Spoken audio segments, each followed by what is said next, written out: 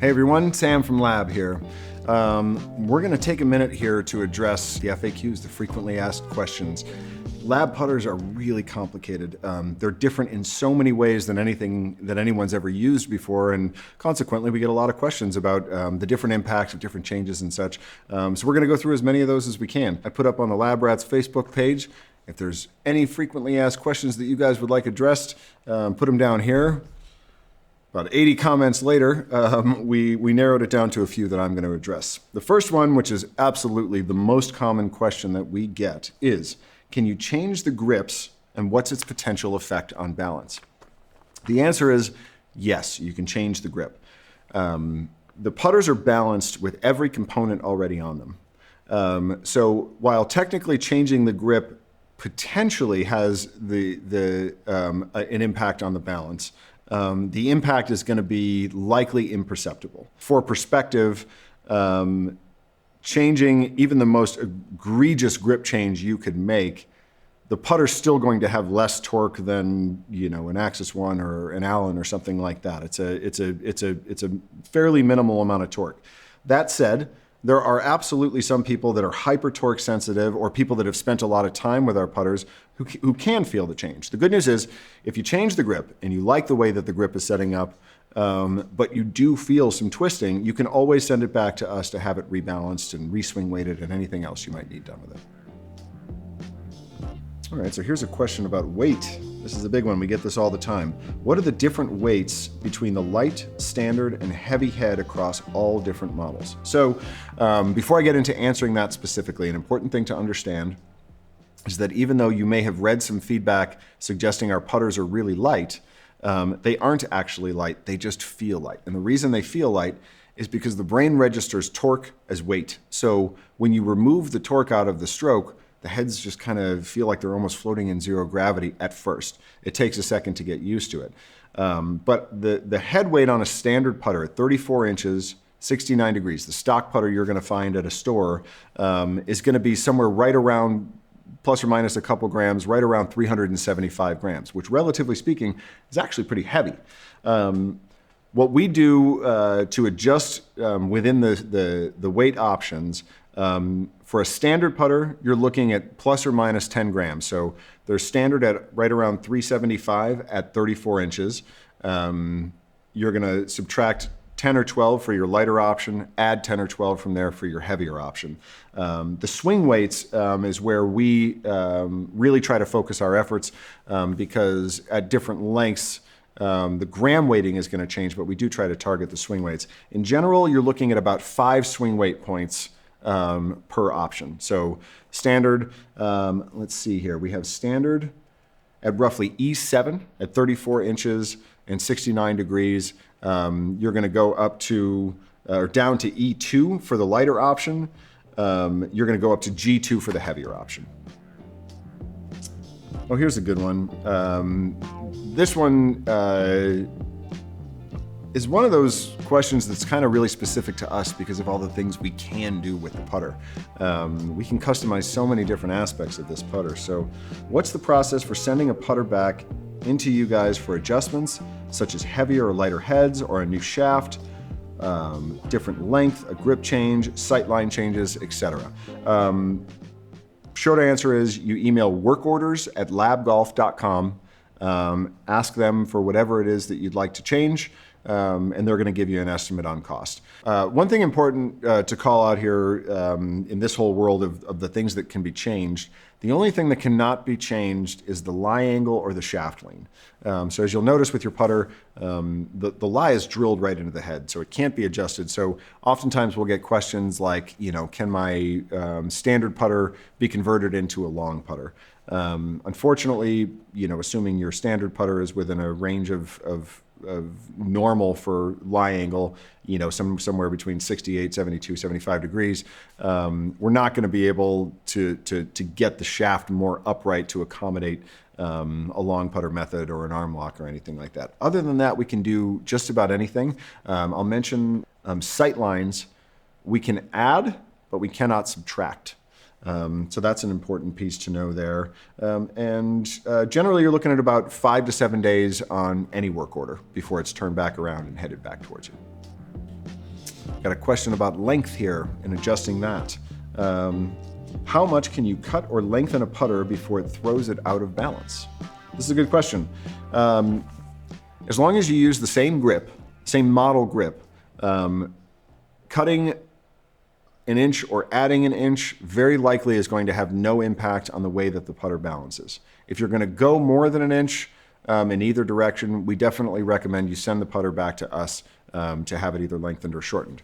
I will say that when you shorten a putter, the swing weight goes down. So if you shorten a putter a whole inch, you're definitely going to notice a very significant difference. The head's going to feel much, much lighter, and then conversely, if you add an inch, the putter's going to feel quite a bit heavier. Half an inch, you'll feel it, but it's not going to be, it's not going to change the way the whole putter feels. When you get out to an inch in either direction, it's pretty significant. If you do decide that you want to make a change beyond an inch, or even add an inch if you want us to handle it so that we can reweight and rebalance, you're going to email workorders@labgolf.com. Depending upon the nature of your work, they're going to give you an estimate, and it's going to get turned around in about 5 to 7 business days. All right, now we got a question about shafts. We get a lot of questions about shafts. The reason we get so many questions is because we have so many options. It's been a really cool space to really explore these last 4 or 5 years. Aftermarket putter shafts, it wasn't a thing, and now all of a sudden it's a thing. I really enjoy them. I enjoy testing them. I enjoy the differences between them. I find it an interesting, it's a fun thing to tinker with. It can get expensive, but there are definitely differences between them. For sort of a deep dive on the differences between all the putter shafts, go to labgolf.com and search shafts up in the search bar, and you'll see a video where we take kind of a more close look at the individual shafts and how they sound, how they feel, performance benefits, and all that. As a sort of a 10,000-foot view on shafts, and why somebody might want them, because we get that a lot. Like, why would I pay an extra $100 or $400 for an upgraded shaft? So here's the scoop. All shafts, even on a putter just being swung a few miles an hour, shafts do flex and they do recover. And that moment where they flex and recover can provide some inconsistencies. Particularly with your longer putters, you're really going to see some play in certain shafts. The reason that it's only recent that we're starting to see people try to go stiffer on shafts rather than softer is because we actually have the data now. Quintic, Capto, Sam Hahn, all of these different measuring platforms and Gears is a big one. They've really done a lot of work around shafts and how they perform and how they impact performance, and it's significant. And so with all this new data, we've now seen a bunch of new offerings from a bunch of different companies. The trick has been that in the past, people would put sort of whippy shafts in their putters because they feel really good. Just like, if you grab the children's Flex 7-iron and take a swing, that first swing kind of feels pretty sweet. So they feel nice and you get good yummy feedback, but unfortunately they don't perform really well. The reason we didn't go the other way and stuff a super hyper stiff rifle shaft in there and tip it out is because they just don't feel very good. With all of the new technology around carbon fiber, what they've been able to do is make ridiculously stiff shafts that still have tons of feedback and a lot of really good feel. So again, go to the website, search shafts. You'll see the video where we go into each one and the differences between them so you can help select yours. What I always say is, if money's not a huge issue, go for it. Are these putter shafts life-changing? Certainly not as life-changing as lie-angle balance technology, but they do have an impact for sure. If money is an issue, don't worry about it. Lab putter is still going to be the best putter you've ever used. And if you want to upgrade down the road, you always can. Next question is the press grip essential? Short answer is no, but preferred. Let me explain why we have press grips. So the way that we get the putters to balance has to do with where we locate the shaft. So with our bigger heads, because the center of mass is so far behind the face, the shaft needs to be located quite a ways behind the face. On-set putters in the past one of the big drawbacks was this onset, because now the face is getting to the ball a lot quicker than the hands do. So what we did was we leaned the shaft forward so that by the time you get to the top of the shaft is back in front of the face like it would be on other putters. But now you have a crooked shaft, which can be awkward for soling where you put it down and the putter's flush, but the shaft is leaning forward. So then we have the grip leaning back to counteract the forward lean of the shaft. So now the target side of the grip, if you follow it straight down, is now right in front of the face like it would be, on any putter with just a tiny bit of offset. If you put a straight grip on it, you got to be okay with it being a little bit awkward that the shaft is sort of leaning forward. Some people have done it and have no problems with it. Most of the time, I would say people who experiment it like it at first and ultimately end up going back to one of the press grips. The putters that have more onset, you're going to have a bigger issue with the relationship of the handle and the face. So we've seen plenty of people have success with the Mez putter because there's significantly less onset. The shaft is much closer to the face than it is with some of our other models. And so, we see people put straight grips on this and have some success. But in general, we design them to accommodate the press grip. Moving forward with some of our new models, we're trying to get the shaft as close to the face as we can so that straight grips do become an option. We're even going to start making some with straight shafts that don't have any lean at all, so that straight grips would feel a bit more comfortable. Hope that answers the question. Press grip is not essential for the balancing, though it's balanced with that press grip on it. The press grip is an ergonomic accommodation. It's not about the balance. The press grip doesn't influence the balance. It's just there to help make it a bit more comfortable for the shaft to be located so far behind the head. So I got a pretty fun question here. What is your favorite story from somebody who's switched from a torquing putter to a L.A.B putter? I'm going to tell the story, and then at the end there's actually a bonus story within a story. So I get a call from a guy, a pro up in Bend, Oregon, who says, I've got a member here. He plays every single day. He's almost 80 years old.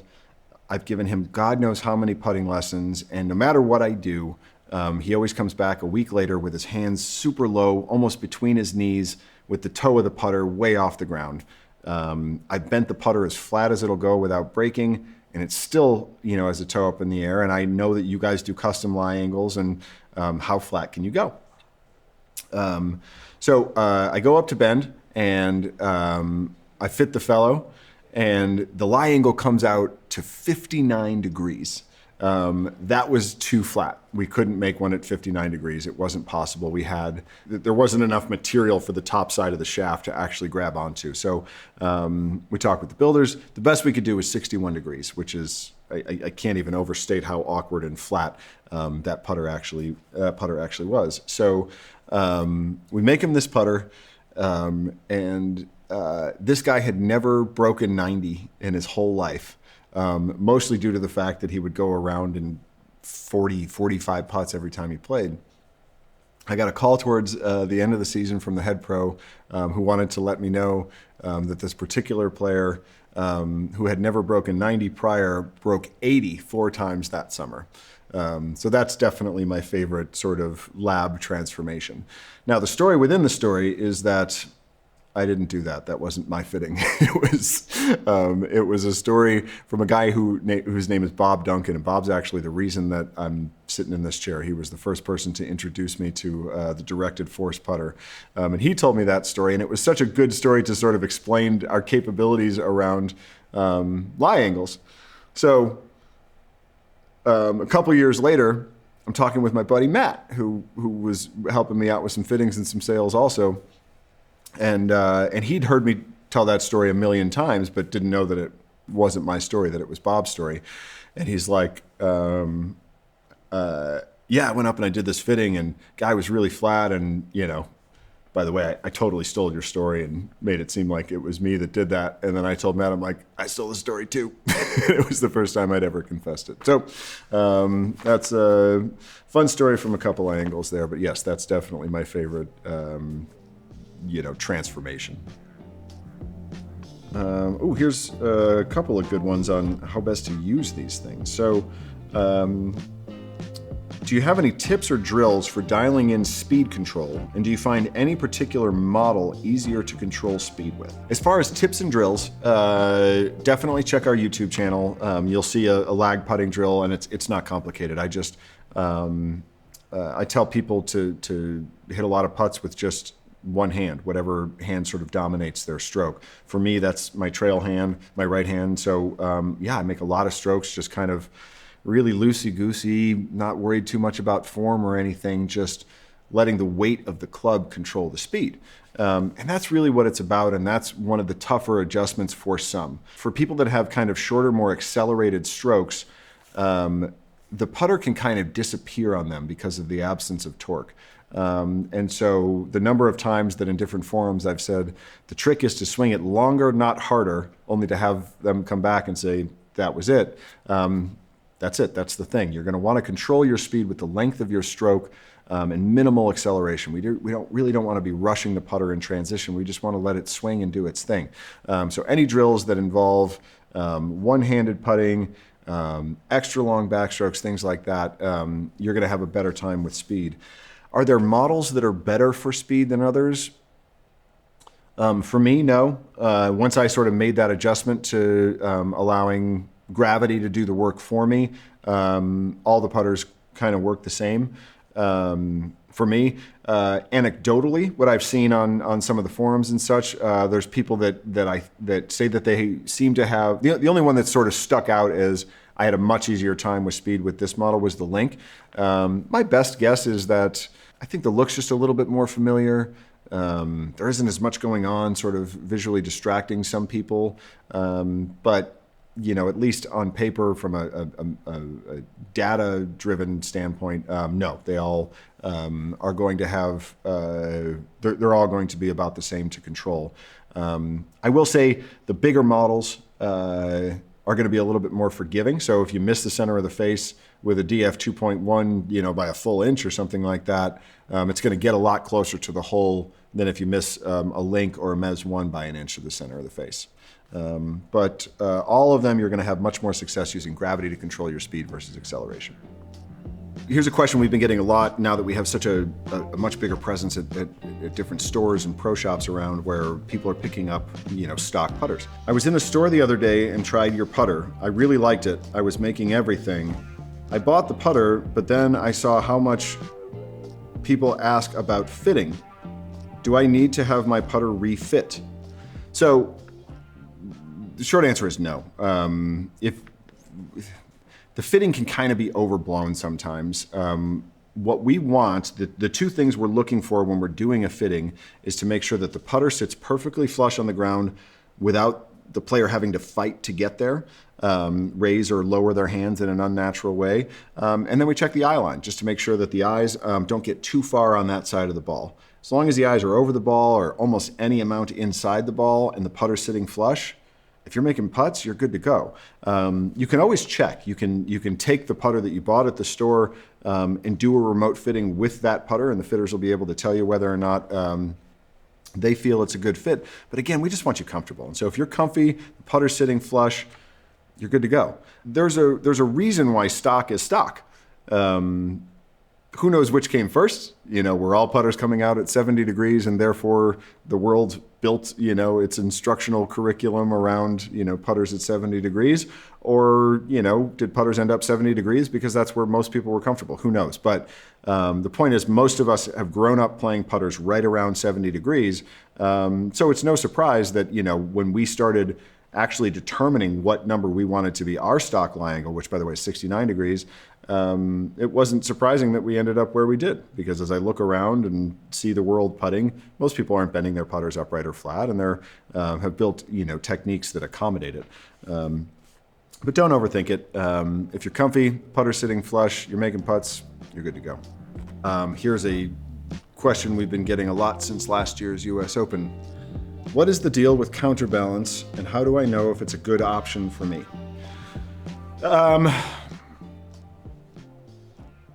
Where to begin? First, I will confess, making a counterbalance putter was not anything we had considered. After the US Open at L.A. Country Club, with Ricky and Wyndham playing so well with their counterbalance putters, we had a bunch of people calling up that week saying, hey, is there any reason I can't have my mez, made up like that? For a minute we said no, and then we started saying, why not? The mez in particular has so little offset that you can get away without, having a press grip on it. So we started making them and messing around. On our counterbalance models, what we did to help is we removed the shaft lean. So if you ordered a counterbalance DF3 or counterbalance mez from us, there isn't going to be much shaft lean. I think it's about 1/4 of a degree, and I think we have a tolerance of another 1/4 degree. So it's either going to be vertical or a 1/2 degree max, which is mostly imperceptible. Whether or not it's good for you, it's tough to tell without experimenting with it. The theory behind a counterbalance putter is that it's going to lower the axis point. The handle's going to move less, which for some people can be a good thing, particularly if you're somebody that has trouble getting the head past the handle through impact. Sometimes counterbalance can be a good choice. For some people, it's just a feel thing. They just like to feel some weight up above their hands. I messed around with it. I go out of my way to try everything that we offer at length. I want to understand the product, and I actually had one of the best putting days I've had all year with a counterbalance DF3. What I did notice with the DF3, because it has so much onset and we didn't have any shaft lean or a press grip, I didn't have any success with it until I moved my ball way forward, like even more forward than I normally do with our putters, which is, a thing. We suggest a more forward ball position that you might be used to in general. And then with the DF3 counterbalance, I moved it, truly off my left foot. And after that, I made a bunch. And one of the things I really liked about counterbalance too was I liked having the whole grip at my disposal. Like I found that, from short range, I could choke way down on it and, end up turning my putter into effectively a 33-inch putter and tapping in the short ones. And then there were certain putts where I sort of had an athletic instinct that might be more fun to grip this one closer to the end and have a big, long pendulum-like stroke. So counterbalance is a fun option. If I'm totally honest, I haven't seen a definitive scientific, data-driven categorization of a stroke type or a person that's going to benefit from it. It's just another option. It's just a different way to configure your putter, and certainly a fun experiment. This is from somebody who's clearly seen a lot of our videos. Sam, I've seen you extolling the virtues of long putters as well as conventional putters, but I've yet to see you do a video on armlock. It's because I really don't like armlock. First, the pluses of armlock. I think there is merit, particularly as a training aid. I think it can help people better understand the relationship between the forearms, wrists, shoulders, and how they all work together. I've definitely used armlocks to help people train themselves out of some bad habits. And I'm also really proud of our armlocks. The way that we do them, I think, is the best in the world, because we drill the necessary shaft lean to get the shaft leaning against your forearm. We drill it right into the head, so the putter still sits flush while the shaft is leaning way forward. What the other companies do is they just carve a bunch of loft into the face, so you can never get the putter to sole properly. So I love the way that we make our arm locks, and of the arm locks out in the world, obviously I think ours are the best. But my issue comes down to tension. And you know, one of the beauties of our technology is this sort of freedom that it gives you to stroke putts without a lot of tension. Just like you would throwing a dart or shooting a basketball, there's not a lot of tension involved in, you know, those precise actions that we make. There's no way to get the shaft for a right-handed player leaning up against your forearm without there being tension in this part of the forearm. And my feeling is that you're accepting sort of this stability that putting it up against your forearm might provide at the expense of touch. I think that tension has a direct impact on touch. Is that law? Absolutely not. I have seen some unbelievable putters using arm lock. We see it out on tour. Bryson's, hold the world on occasion, figuring out his way to handle the touch aspect. Matt Kuchar's made more money than almost anybody in the world playing golf with an arm lock. So it's a perfectly acceptable method. My experience with it, I try not to talk about that which I do not understand. And I've just never spent enough time with an arm lock because every time I do, it just feels kind of yucky. So I haven't made any videos. But it's a fair point, a fair question you ask. And I'm sure we've got an arm locker here somewhere in the building who could speak more intelligently on it than I can. We get questions about the grip options on Link. Why don't we offer press grips for the Link? So as I've discussed before, the reason for the press grip on our mallet models is an ergonomic compensation for the fact that the face is in front of the shaft. So we lean the shaft forward so that the top of it gets back over the face, and then we lean the grip back so that you're effectively have your hands in the same place relative to the face that you would on any other putter. With Link, there's so much less onset that we did not add any shaft lean. So this shaft is 90 degrees from the ground this way. And consequently, it doesn't need a press grip. So if you were to put one on, the other issue that we run into with Link is that there's only 2.5 degrees from the sole to the face for loft. So if you were to say put a 1.5 press grip on it, you might end up de-lofting the putter too much. If the grip was vertical, if a press grip was vertical and shoved the shaft forward, you may end up sort of driving the ball into the ground and getting some funny rolls. In general, I think a lot of people might take some of my thoughts on this stuff as law, when in fact they are preferences. I don't love that setup of having a press grip on a Link. I know somebody in this building who putts exceptionally well with a press grip on a Link. He happens to get the head past the hands really well. If anything, his tendency is to add too much loft, so it kind of works out for him. But it's a pretty cheap experiment. If you're wondering about how it might feel and how it might perform, grab the grip. I will say that with a straight grip and a straight shaft axis, if you put a press grip on a Link, it is going to impact the balance probably a touch more than changing from one press grip to another. If you're interested in seeing the roll, grab a press grip, throw it on, try it, and then if you like it, send it back and we can rebalance it with your new grip on it.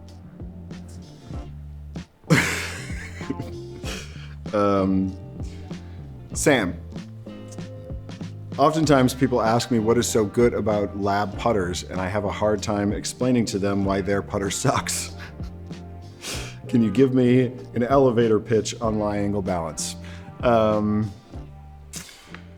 elevator pitch is our putter stays square by itself and your buddy's putter doesn't. To take that a step further, I try to point out to them that we've all been over a putt where the second you pull the putter back, you feel this weird jiggle and you need to steady the putter.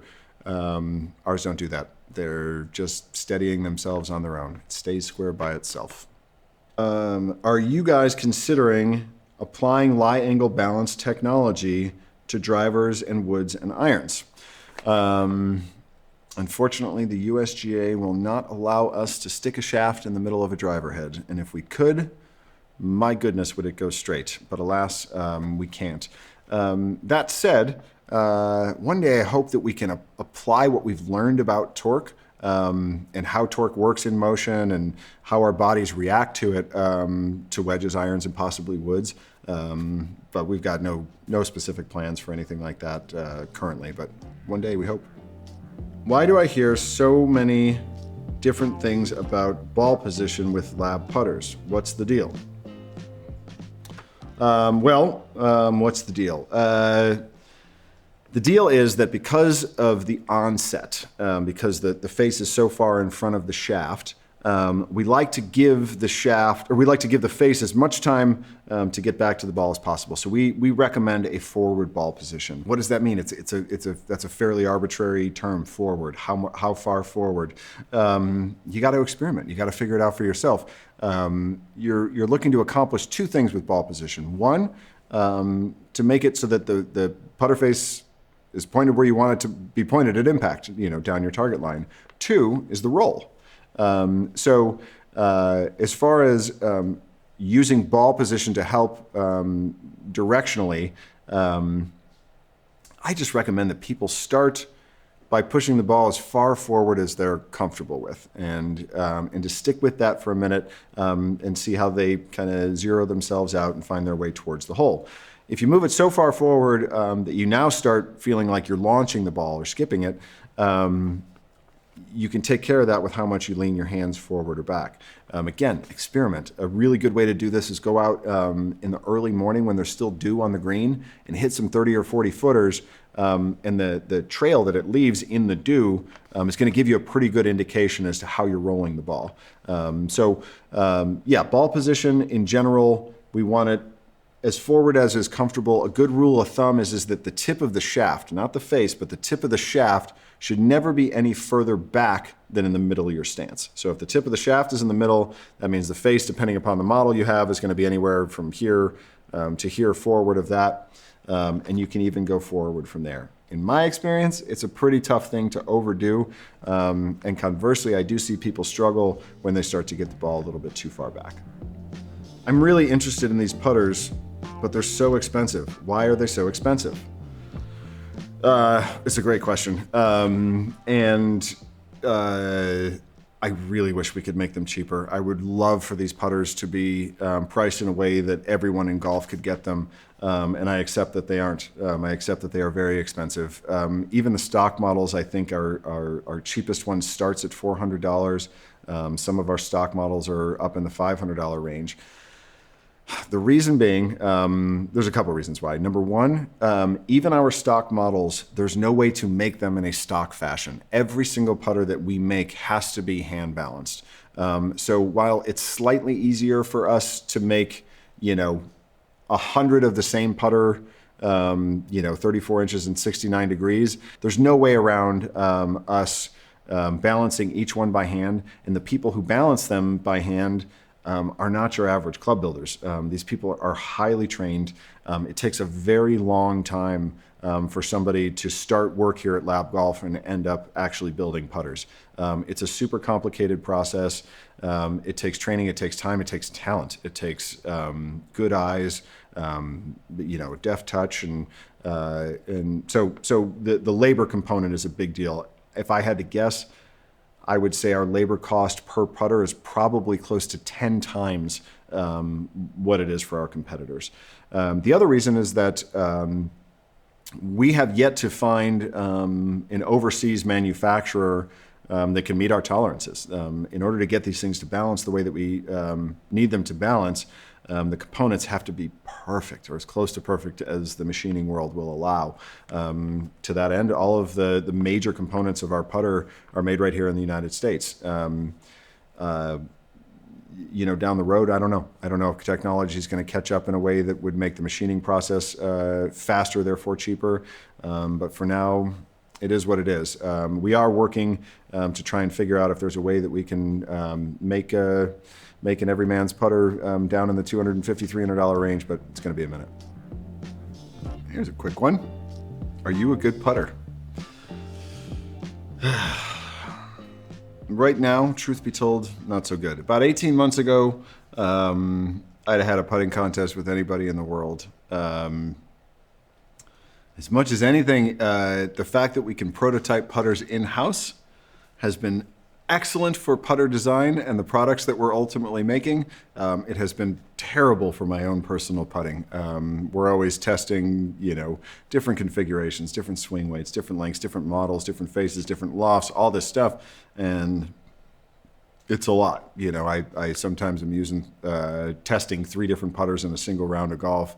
And consequently, my putting has suffered. I'm really good at what you would imagine I'm good at, which is starting the ball online. But as you guys all know, like there's a lot more to putting than that. So like in a scramble, yeah, I'm usually putting anchor and I make a lot of putts. Going out to a new course that I've never seen before, I putt pretty well. Generally make most of the must-make ones, the shorties in the 8-foot range. I make it a pretty high clip, but at the moment I would consider myself, relative to the tour, probably a slightly below average putter. Sam, I've been following L.A.B golf since inception. I've heard you talk about all of the putters as though they are your favorite. Which one is actually your favorite? The DF 2.1 is still my favorite. And for the record, I've never said that the Mez was my favorite because it never was. I actually had some success with the Mez. I won a club championship with prototype number 1 on the Mez with 9 putts on the back 9. That was the first and last time that I had any success with the Mez. I love the DF 2.1. I think it probably has more than a little to do with the fact that it's the putter that I've spent the most time with. It was all we had for the first few years that I was involved with L.A.B, and so I have a pretty deep relationship with it. And then, just like anybody else, I go through honeymoons, and I have the opportunity for a honeymoon every week because we're always working on something and trying different putters. I've had success with DF3 I used for quite a while, and I really like that putter. Lately, we've been nearing the end of prototyping on the Oz, and I absolutely love it. But if I had to go play a U.S. Open today, I'm grabbing a DF 2.1, the OG. Sam, who makes your favorite putting content? That's a good question. Content-wise, I actually don't watch a ton. There's certainly coaches that I respect. I've had the good fortune to spend quite a bit of time with Brad Faxon. I love the way he talks about putting. I will say sometimes the stuff that he talks about, it's kind of hard to grasp. That's kind of the idea behind what he teaches. As I understand it, one of the first things that he'll do with a student is have them grab a 5-wood and putt with it, just to sort of help them realize, like, at the end of the day, what we're trying to accomplish to get a little ball into a little hole isn't that hard. It's really easy to start overthinking it and overthinking putters and overthinking postures and all this stuff. And when you have somebody make such a departure from how they would normally putt by putting a 5-wood in their hands, it's a quick reminder that, like, okay, let's relax. This is not the most difficult thing in the world. I've also had the luxury of watching a lot of coaches out on tour. Phil Kenyon is the #1 putting coach in the world for a reason. He's got results. I mean, the guys that he works with almost across the board improve. They all have such good fundamentals. And what I love the most about Phil's teaching is that, with the exception of some of the aim point work that he does, I don't see him giving the same instruction to any two of his players. All of the stuff that he talks about is very individualized. But the reason that I don't watch a lot of putting content is because a lot of instruction and a lot of putting curriculum out there is about how to manage torque. There isn't a lot of coaches out there that are teaching people how to use our technology. I'm waiting for it. I'm really excited to see, slowly but surely there's been some instructors that have come along. Interestingly, they haven't been putting specific coaches. Maybe has them a little bit more open-minded in the putting space. Eric Cagorno's done a lot of really good content learning how to putt with a L.A.B putter. But yeah, I'm hoping to meet and start to work with some folks that are down to start creating some curriculum around the best ways to use a L.A.B putter. Okay, here's a good one. If all of your putters are balanced the same, does that mean that they all perform exactly the same? In other words, how do I choose which putter is going to be best for me? Great question. Yes, the torque profile on them is all the same. So in motion, your body's going to have the same reaction to every one of our putters.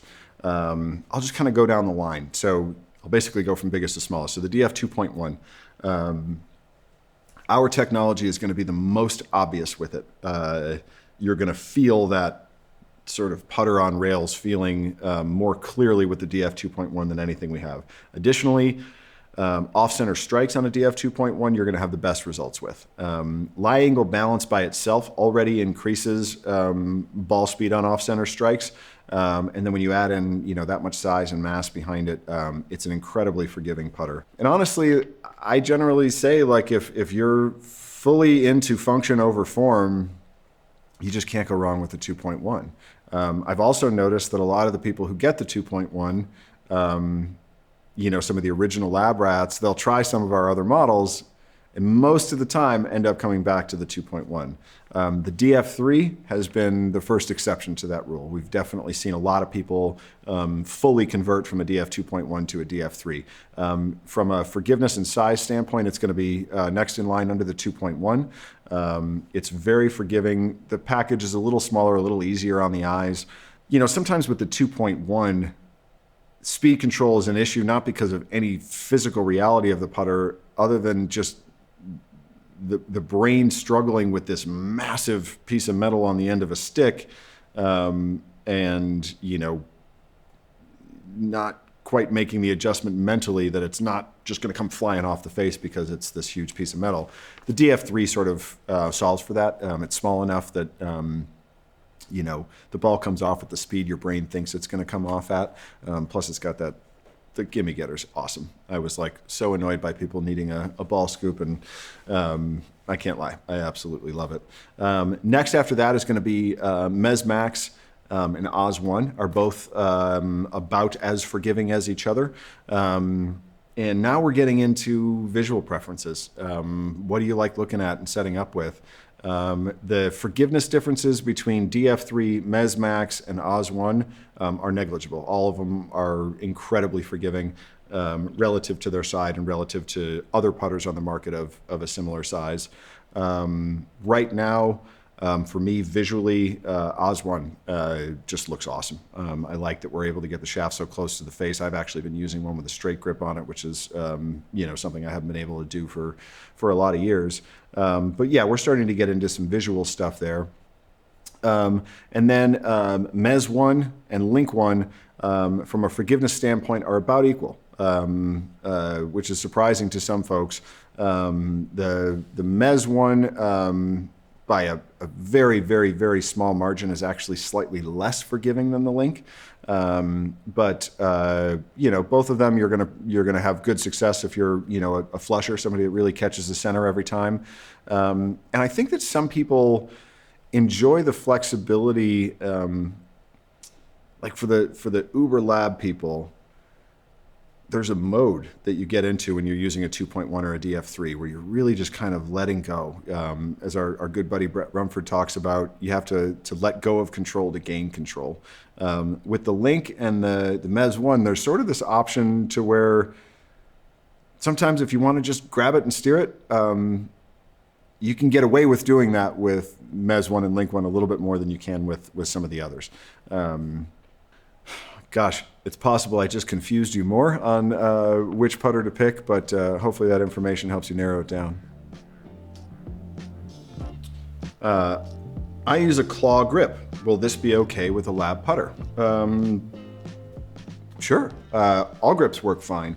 What we find, the grip is an area where people do tend to make an adjustment with our putters. The reason for this is that I probably sound like a broken record. At some point, you've probably heard me say this. With every other putter you've ever used, you're trying to keep the putter face square, and with Lab putters, you're just trying to let it stay square. So because the task is different, sometimes people make an adjustment. I certainly did. I used to grip the putter. My left hand used to be real strong. I had a reverse overlap, and now I kind of have this sort of Paul Runyon style grip where my palms are rolled under. For me, that's the most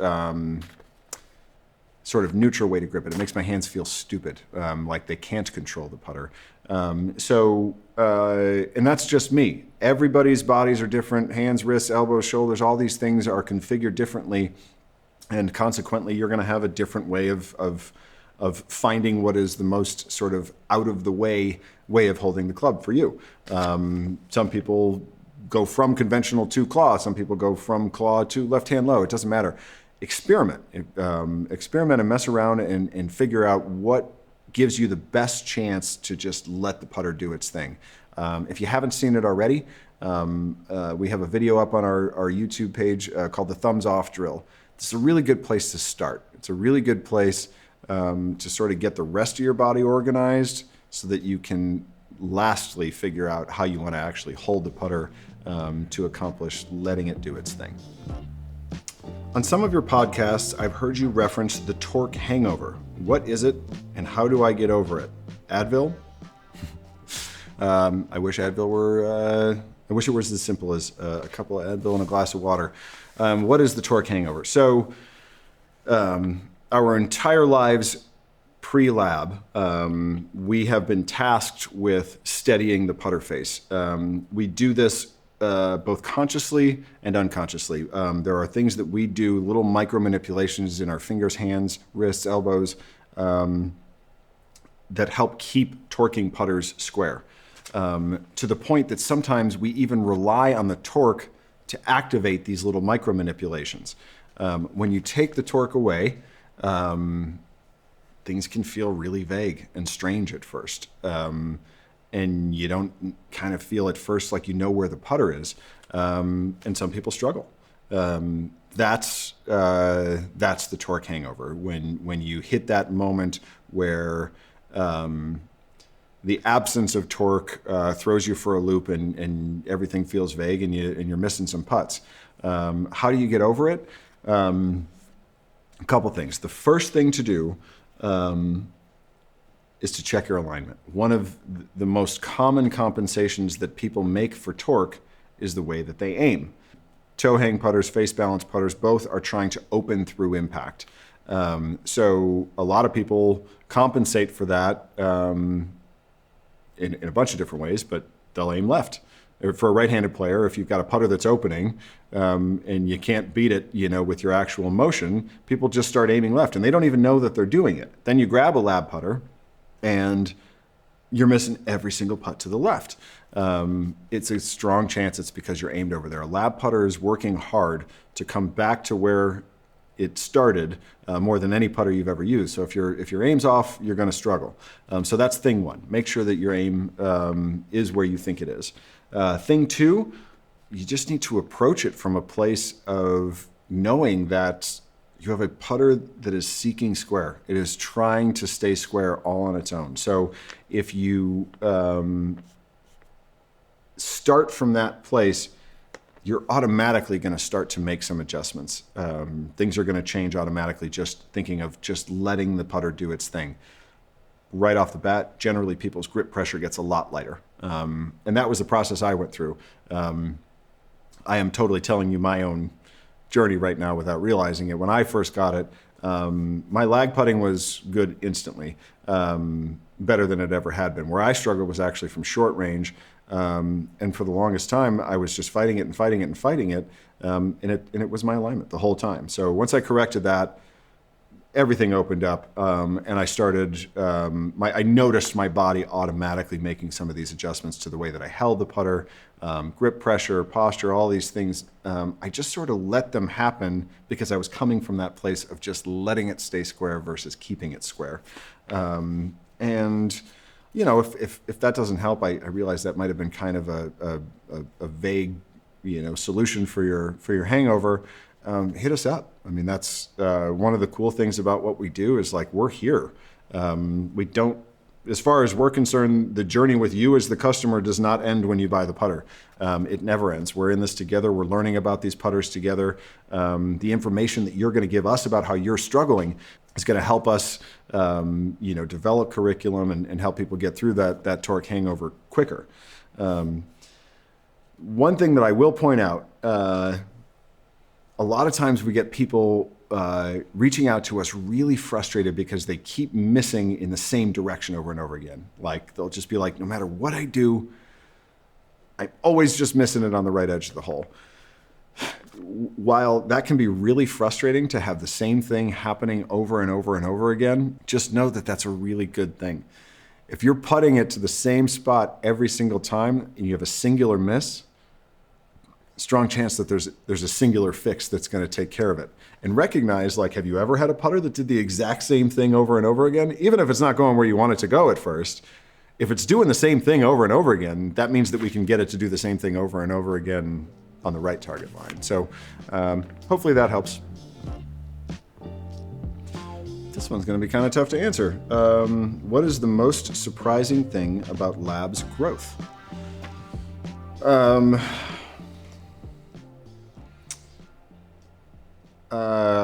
I hope this doesn't come off as arrogant, but I'm not surprised. If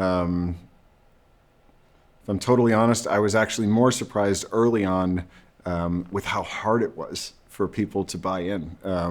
I was really surprised to find out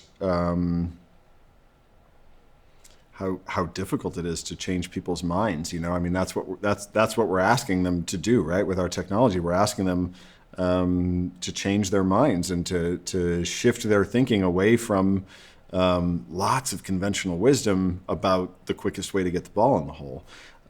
So that was really surprising early on. I don't really think in terms of numbers in general. I don't have like a linear mind like that. So you know, when we sit in meetings and stuff, you know, I recognize that we're doing this thing. As I'm like in it, doesn't feel that way. It feels like, you